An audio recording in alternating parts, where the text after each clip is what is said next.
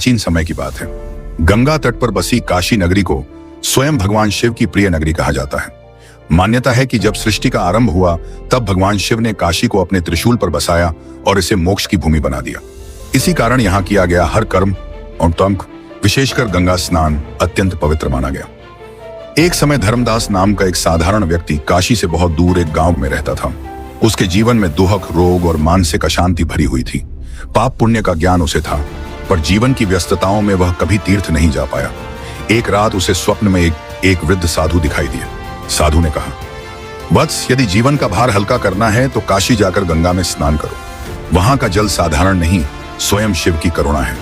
सुबह उठते ही धर्मदास ने इसे ईश्वर का संकेत माना और कठिन यात्रा पर निकल पड़ा। कई दिनों की पदयात्रा के बाद वह काशी पहुंचा। प्रातःकाल गंगा तट पर पहुंचकर उसने जैसे ही गंगा जल में डुबकी लगाई, उसके मन में अद्भुत शांति का अनुभव हुआ।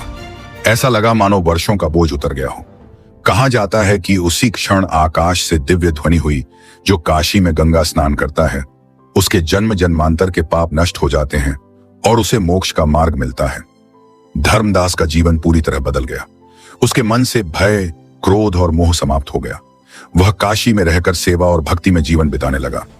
तभी से यह विश्वास चला आ रहा है कि काशी में गंगा स्नान केवल शरीर की शुद्धि नहीं, बल्कि आत्मा के उद्धार का द्वार है। इसीलिए आज भी